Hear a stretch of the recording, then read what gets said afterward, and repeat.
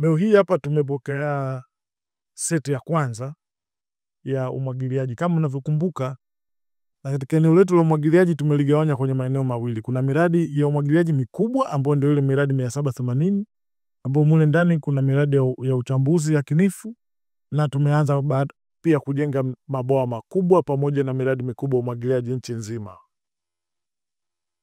Sasa katika awamu ya pili na sehemu ya pili ni eneo la umwagiliaji mdogo mdogo, tunaita micro irrigation, kwa ajili ya wakulima wetu wadogo wadogo waliokuwa kwenye mikoani, lakini kigezo viwili, wawe mikoani lakini pia wawe kwa karibu na sosi za maji. Tunaongelea wakulima ambao karibu na mito mikubwa, ambao kwa sasa hivi wanatumia maji ya mito lakini kwa uchache mno na sio kwa ufanisi, na wale ambao wana access ya visima. Hiyo miradi yetu ya umwagiliaji kwenye hii awamu ya pili ambayo tunaita micro irrigation au miradi midogo ya umwagiliaji inajumuisha uchimbaji wa visima, usimikaji wa miundombinu midogo midogo ya kumwagilia ikiwemo drip sealing pipes pamoja na sprinkler au nyunyiziaji. Hapa nyuma mtaona mfano wake. Kwa hiyo tulifanya tathmini nchi nzima, na katika awamu hii ya kwanza tumeanza na mikoa 7. Mikoa hiyo ni Mara, Mwanza, Simiu, Kagera, Ruvuma, Geita na Tanga. Na katika mikoa hiyo 7, wilaya 16 tunaanza nazo kwenye awamu ya kwanza, ambao tutafikia vijiji 93. Katika vijiji hivi 93 tunategemea fikia wakulima 2264 ambao wakulima hata tumeshawabainisha, na ekari jumla zitakazomwagiliwa kwa miundombinu hii ambayo tunaisambaza sasa hivi ni ekari takriban 4000. Na miundombinu hii inajumuisha nini sasa? Tunampatia mkulima pampu ambayo ina horsepower 10 ambayo ina uwezo kuvuta maji mpaka mita 500 kutoka kwenye chanzo cha maji. Tunampatia mpira wenye urefu wa mita 500. Mnauona huu mpira ambao hapa tunaonyesha jinsi gani unafanya kazi, ambapo sisi aina hii ambayo tunaisambaza sisi katika awamu ya kwanza inaitwa Jet 35 au Jet 35 ambayo ina uwezo wa kumwagilia ndani ya lisali moja kwa ekari moja. Kwa hiyo hawa wakulima ambao tumeunda kwa vikundi, kila kikundi kina watu 10, tunawapatia seti hii moja, na vikundi vyenye watu 30 tunawapatia seti hizi 3 au jozi 3 za miundombinu hii. Lengo letu ni kwamba tuachane sasa na ile masuala ya misimu, kwa sababu misimu ni kukosa mvua. Sasa hivi tunapoenda, wakati miradi mikubwa inaendelea kukamilika na inaendelea na ujenzi, hawa wakulima wetu waliokuwa kwenye maeneo yenye vyanzo vya maji tunawapatia miundombinu sasa ya kuweza kulima mwaka mzima. Wataweza kulima matuta, wataweza kulima mboga mboga, na wataweza kulima mazao mbalimbali. Kama wenyewe ni mashahidi, mkipita kwenye upande wa Ziwa Victoria, wakulima wetu wapo wengi sana, nao wanasubiri mvua. Kwa hii ni sehemu ya majaribio ya mwanzo kusambaza, tutafanya tathmini, na baada ya miezi 6 tukija na awamu ya pili, hapo itaenda kwenye mikoa mingine, na pia tutakuwa tumeboresha zaidi baada ya kuwa tumeanza awamu hii ya kwanza. Kwa hiyo hapa nyuma mtaona mfano, hili ni bwawa.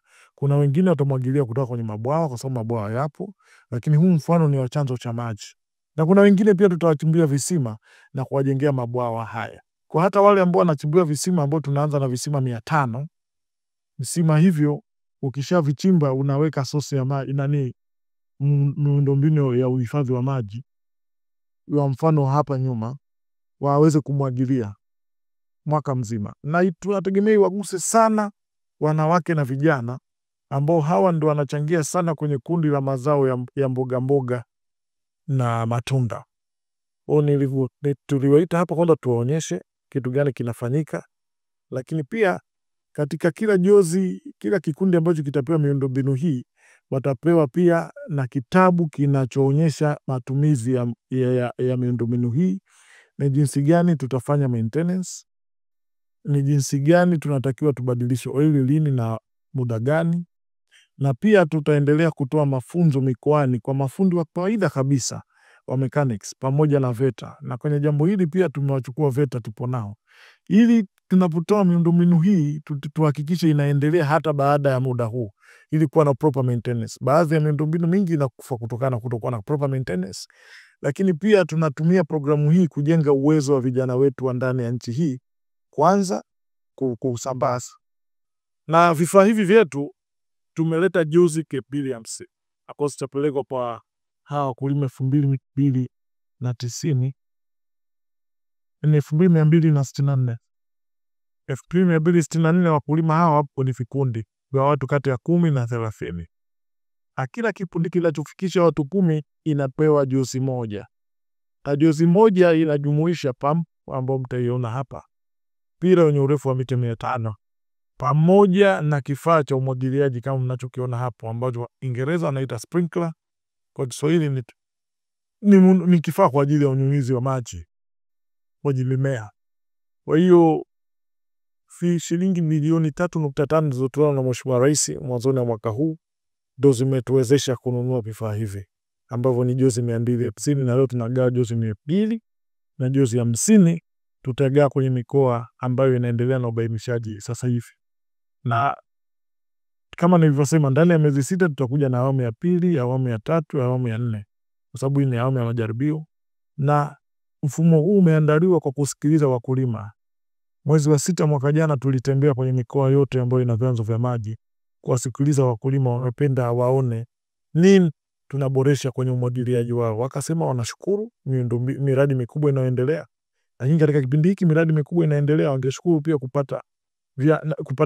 kupata vifaa ambavyo vingeweza kuwasaidia kumwagilia hasa kwenye miradi kwenye mashamba ya mboga na matunda. Kama ambavyo amezungumza Katibu Mkuu, tayari tulishafanya upekuzi na usanifu wa maeneo yale ambayo tunategemea kugawa vifaa hivi, ambako ni ile mikoa ambayo ina vyanzo vya uhakika vya maji.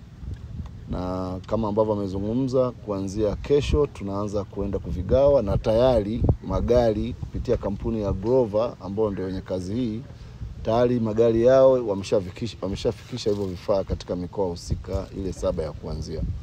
Lakini lengo la programu hii ni kuhakikisha tunakwenda nchi nzima kama ambavyo amezungumza Katibu Mkuu, lakini kwa maana ya pilot hii ni mikoa 7 ambayo tumeanza nayo.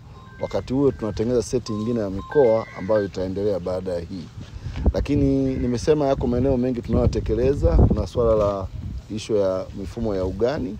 Unafahamu tuna idadi ndogo ya maafisa ugani. Sasa ili kuweza kuhakikisha kwamba wakulima wetu wanapata taarifa kamili ili kuongeza tija ambayo ndio kipaumbele, tunatumia mifumo ambayo ni ya kidijitali kuhakikisha kwamba wananchi wanapata elimu sahihi ili waweze kutumia zile pembejeo ambazo zinapatikana.